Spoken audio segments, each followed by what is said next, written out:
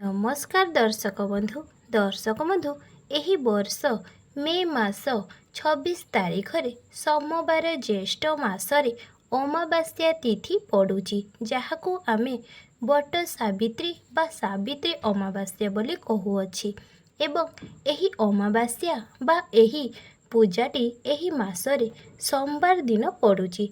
दर्शक बंधु सावित्री व्रत प्रत्येक विवाहिता महिला निज स्वामींकर मंगल सकाशे सत्यवान एवं सावित्री को पूजा करती एवं लक्ष्मी नारायण सह शिव पार्वतींकर मध्य पूजा करा जाए। मांकर पूजा जहाँकि लक्ष्मी नारायण शिव पार्वती सत्यवान सावित्री एही दिन रे पूजा करिबा द्वारा स्वामी सहित स्त्रींकर भी जोड़ी सेमिति सदा सर्वदा मजबूत होई रही थाए। सेथिपाई सबुबेले लक्ष्मी सांगरे नारायण पूजा पाती, शिवंक सांगरे पार्वती पूजा पाती। जो भी विवाहिता महिला मांकर सेही अमावास्या तिथि रे एपरी पूजा करिथांती। जुगल मूर्तिंकर पूजा करिथांती, तांकर सुहाग सदा सर्वदा बजाई रही थाए। एणु दर्शक बंधु एबे प्रश्न आसुची कौन आपण माने भी निजर बापांको घरु भार नेई करी आणुछंती कि? जदि भूल रे भी आपण माने एही पांचटी जिनिस निज पितांको घरु भार रे आणुछंती तेबे एही वीडियो आपण मानंको पाई काहीकि निज पितांको घरु भार आनिबा पाई मना करा जाइछि। एहा पछरे कौन कारण अछि? एबे दर्शक बंधु चलतु मो आपण मानंकु कहिबी जे सावित्री अमावास्या रे काहीकि निज पितांको घरु भार आनिबा पाई मना करा जाइछि एवं केउ जिनिस आनिबे केउ जिनिस आनिबे नाही या उपरे वीडियो माध्यम रे आपण मानंकु जणाउछि। जदि आपण माने पितांको घरु भार नेई करी आसुछंती एही वीडियोटी खास आपण मानंको पाई। दर्शक बंधु प्रत्येक ग्राम रे बा प्रत्येक घरे घरे सावित्री अमावास्या रे निजर भौणी को बा झियो को भार दिया जाए। एहा केउ पूर्व कालरु चाली आसुअछि। एही दर्शक बंधु आमे माने बापांको घरु भार आनी सावित्री अमावास्या रे पूजाटी करी थाउ। एहार विधि भी अछि। तो बाप घर जो भार आसीथिबो सेही थिरे ही झियोटी सावित्री अमावास्या रे व्रतटी पालन करिबो। तेबे दर्शक बंधु आपण माने भी सावित्री अमावास्या रे व्रत कथा पढ़िथिबे। सेठी आपण माने देखिबे जे कि माँ सावित्री जे कि सत्यवान एवं सावित्री सत्यवानक निमित्त अमावास्या तिथि रे जे कि सावित्री पूजा करुथिले। सेही समय रे नूतन वस्त्र अरण्यरु फलमूल आनी से सबु एकाठी करी पिंधिथिले एवं पूजा करिथिले। बापांको घरु भार आनिबा कथाटी सावित्री अमावास्यार जो व्रत कथा अछि जे सेथिरे तो से सबु कथा लेखा जाई नहीं। द्वितीय बाधा सावित्री अमावास्या रे काहीकि पितांको घरु भार आनिबा पाप मने करा जाए। समस्तंक पक्ष तो सेतिकी संबल न थाए जे निज झियो को पूजा करिबा पई जे कि निजर शक्ति मुताबक निजर समूल मुताबक भार देबे। जेते बेले गटिए बापा सावित्री अमावास्या रे 5000 माने से तार झियो को देला अर्थात पिता पर्जरे संबल न थांते सेही बापांको पाखरे संबल न थाए से जो 5000 टंका निज झियो को देला 5000 टंकारे तार घरर परिवार लोकंकर पेट काटी करी देवार सहित समान। जेपरिकी जदि आपण माने आपण मानंकर बहुत सारा परिवार अछंती तेबे दर्शक बंधु वीडियो रे जहा कहूची आपण माने प्रथमे बुझीबा पई चेष्टा करंतु।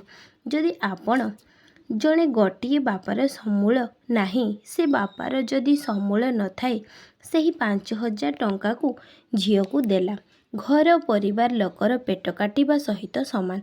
जेपरिकी जदि आपण माने आपण मानंको एमिति बहुत सारा परिवार अछंती। दर्शक बंधु वीडियो रे जहा कहूची प्रथमे आपण बुझीबाकू चेष्टा करंती। जदि जणे बापार समूल नाही हेले भी से भाबे मो झियो ता सासु घरे भलरे रहू ताकू केही खुंटा दियंतु नाही दीपद कथा न शुणु ବାପାଟି କେତେ କଷ୍ଟ କରି ନିଜର ଝାଳକୁ ଏକତ୍ରିତ କରି ଯେଉଁ ଅର୍ଥ ରଖିଥିବ ସେଥିରୁ 5,000 ଟଙ୍କା ବା 1,000 ବା 500 ତା ଝିଅକୁ ସାବିତ୍ରୀ ଅମାବାସ୍ୟାରେ ଭାରରେ ଦେଇଥାଏ।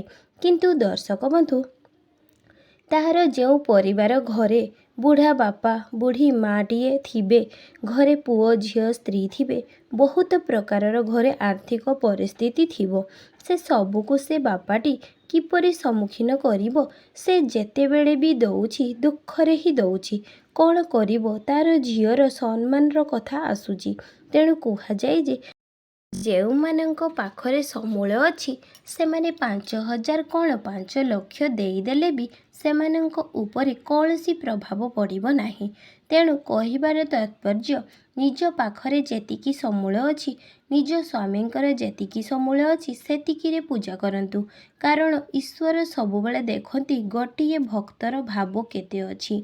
ଆପଣ ସାଜସଜ୍ଜା ଶୃଙ୍ଗାର ଯାହା ବି ହେବା କଥା ନିଜ ସ୍ୱାମୀଙ୍କ ପଇସାରେ କରନ୍ତୁ ଏବଂ ଖୁସି ଖୁସିରେ ଯେତିକି ସ୍ୱାମୀର ଅଛି ସେତିକିରେ ପୂଜା କରିଦିଅନ୍ତୁ। କାରଣ ଈଶ୍ୱର ସବୁବେଳେ ଆପଣଙ୍କର ଭାବ ଏବଂ ଖୁସିକୁ ଗ୍ରହଣ କରିଥାନ୍ତି। ଦର୍ଶକ ବନ୍ଧୁ, ଆପଣମାନଙ୍କର ମତାମତ କ'ଣ ଅଟେ? କଥା ହେଉଛି ପୂର୍ବ କାଳରେ ଗାଁ ଗାଁରେ ଏହି ବିଧି ଚାଲୁଅଛି। ଏବେ ଦର୍ଶକ ବନ୍ଧୁ, ଆପଣଙ୍କ ମତାମତ କ'ଣ? ତେବେ ଜଣେ ବାପା ଯାହା ବି ଖୁସିରେ ଦେବେ କ'ଣ ଆପଣ ମନା କରି ଦେବେ?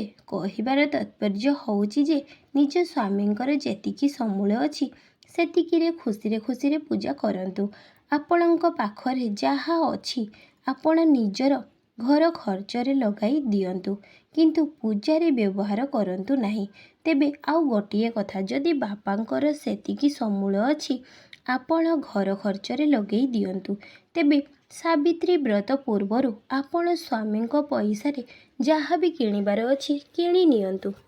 ପ୍ରଥମ କଥା, ସିନ୍ଦୁର ବାପାଙ୍କ ଘରୁ ସାବିତ୍ରୀ ବ୍ରତରେ କେବେ ବି ସିନ୍ଦୁର ଆଣିବେ ନାହିଁ। ନିଜ ସ୍ୱାମୀଙ୍କ ପଇସାରେ ହିଁ କିଣିବେ ଏବଂ ମାତା ପାର୍ବତୀଙ୍କ ପାଖରେ ଚଢ଼ାଇ କରି ହିଁ ସେହିଦିନ ସ୍ୱାମୀଙ୍କ ହାତରେ ଲଗାଇବେ। ଏହାଦ୍ୱାରା ଆପଣମାନେ ଅଖଣ୍ଡ ସୌଭାଗ୍ୟବତୀ ହେବେ। ଦର୍ଶକ ବନ୍ଧୁ, ନିଜ ସ୍ୱାମୀଙ୍କ ଘରୁ ଯାହା ବି ଆଣୁଛନ୍ତି ତାଙ୍କ ପଇସାରେ ଯାହା ବି ଆଣୁଛନ୍ତି ତାକୁ ହିଁ ପୂଜା କରନ୍ତୁ। ଦ୍ୱିତୀୟରେ, ଶଙ୍ଖା ବା ଚୁଡ଼ି, ନିଜ ପିତାଙ୍କ ଘରୁ ଶଙ୍ଖା ବା ଚୁଡ଼ି ଜମା ବି ଆଣିବା କଥା ନୁହେଁ। ଯାହାକି ସାବିତ୍ରୀ ଅମାବାସ୍ୟା କଥା କହୁଛି। କିଛି ଜାଗାରେ କଳା ଚୁଡ଼ି ବା କୃଷ୍ଣ ରଙ୍ଗର ଚୁଡ଼ି ପିତାଙ୍କ ଘରୁ ଆଣିକରି ପିନ୍ଧିବାର ନିୟମ ବି ଅଛି। ତେବେ ଦର୍ଶକ ବନ୍ଧୁ, ଆପଣଙ୍କର ଇଚ୍ଛା ଯାହା ବି ଆପଣ କରିପାରିବେ, ଆପଣଙ୍କର ଇଚ୍ଛା। ତୃତୀୟରେ, ସାବିତ୍ରୀ ଅମାବାସ୍ୟାରେ ଯେଉଁ ପାଚିଲା ଫଳ ଯାହା ବି ପୂଜାରେ ପଡ଼ିବାର ନିୟମ ଅଛି, ଆପଣମାନଙ୍କର ଇଚ୍ଛା ଯେ ଆପଣମାନେ କ'ଣ କରିବେ। ଆଉ ଗୋଟିଏ ଜିନିଷ ହେଉଛି ଶାଢ଼ୀ ଚୁଡ଼ି ଗହଣା ଯାହା ବି ଆପଣମାନେ ପୂଜାରେ ଯାହା ବି ବ୍ୟବହାର କରିବେ ନିଜେ କରନ୍ତୁ। ସ୍ୱାମୀଙ୍କ ପଇସାରେ ହିଁ କରନ୍ତୁ। ବାପାଙ୍କ ଘରୁ ଆଣୁଥିବା ପଇସାକୁ ଆପଣ ଘର ଖର୍ଚ୍ଚରେ ଲଗାଇ ପାରିବେ। ଯଦି ଆପଣମାନଙ୍କୁ ଲାଗୁଛି ଯେ ମୋ ବାପାଙ୍କର ଏତିକି ଶକ୍ତି ସମ୍ବଳ ନାହିଁ, ତାଠାରେ ବି ମୋତେ ମୋ ବାପା 5,000 ଦେଇଦେଲେ ଆପଣ 1,000 ରଖିକରି 4,000 ପୁଣି ବାପାଙ୍କୁ ଦେଇଦିଅନ୍ତୁ। ଆପଣମାନଙ୍କର ବିବେକ, ଆପଣମାନଙ୍କର ମାନବିକତା କ'ଣ କହୁଛି ନିଜକୁ ନିଜେ ପଚାରନ୍ତୁ।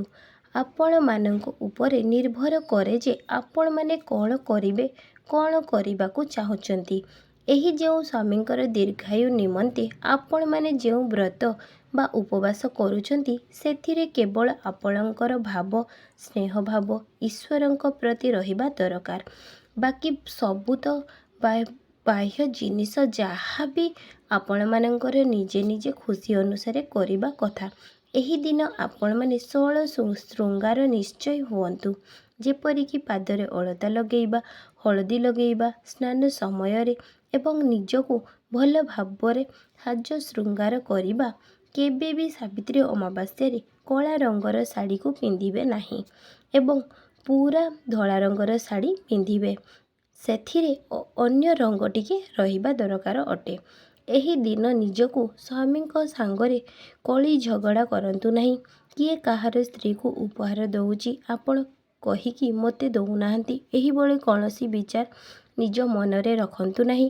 ଏହି ଦିନଟିକୁ ଆପଣମାନେ ଅତି ଶ୍ରଦ୍ଧାର ସହିତ ସ୍ନେହର ସହିତ ଭଲ ଭାବରେ ପାଳନ କରନ୍ତୁ ଏବଂ ଦର୍ଶକ ବନ୍ଧୁ ଶ୍ରଦ୍ଧାର ସହିତ ସ୍ନେହର ସହିତ ପାଳନ କରନ୍ତୁ। ତେବେ ଦର୍ଶକ ବନ୍ଧୁ ବହୁତ ଗର୍ଭବତୀ ମହିଳା ଥାଆନ୍ତି। ସେମାନେ ସାବିତ୍ରୀ ବ୍ରତରେ କିପରି ପୂଜା କରିବେ ନିଜେ ନିଜକୁ ପଚାରିଥାନ୍ତି। ସାବିତ୍ରୀ ଅମାବାସ୍ୟାରେ ଯେଉଁ ଗର୍ଭବତୀ ମହିଳାମାନେ ଥାଆନ୍ତି ସେମାନେ କିଛି ଖାଇକରି ପୂଜା କରନ୍ତି। କାହିଁକି ନା ସେମାନେ ନା ପୂଜାକୁ ଛାଡ଼ିପାରିବେ ନା ଉପବାସକୁ ଛାଡ଼ିପାରିବେ। ତେଣୁ ଗର୍ଭବତୀ ମହିଳା ଶିଶୁ ଏବଂ ବୃଦ୍ଧମାନଙ୍କୁ କୌଣସି ବି ନିୟମ କାର୍ଯ୍ୟ କରାଯାଏ ନାହିଁ।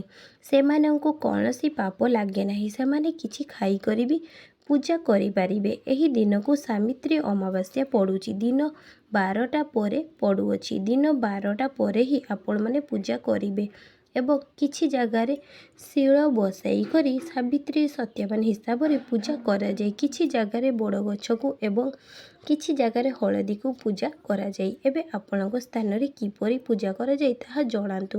ଦର୍ଶକ ବନ୍ଧୁ ଏହି ସାବିତ୍ରୀ ବ୍ରତଟି ଆପଣଙ୍କ ପରିବାରର ଓ ସ୍ୱାମୀଙ୍କର ମଙ୍ଗଳ ହେଉ ବୋଲି ପ୍ରଭୁ ଜଗନ୍ନାଥଙ୍କ ପାଖରେ ଏତିକି ହିଁ ପ୍ରାର୍ଥନା କରୁଛି। ତେବେ ଦର୍ଶକ ବନ୍ଧୁ ଆଶା କରୁଛି ଆଜିର ଏହି ଭିଡ଼ିଓଟି ମୋର ନିଶ୍ଚୟ ଭଲ ଲାଗିବ। ଭିଡ଼ିଓଟି ଭଲ ଲାଗିଥିଲେ ଗୋଟିଏ ଲାଇକ୍ ସବସ୍କ୍ରାଇବ୍ ନିହାତି କରନ୍ତୁ। ଜୟ ଜଗନ୍ନାଥ।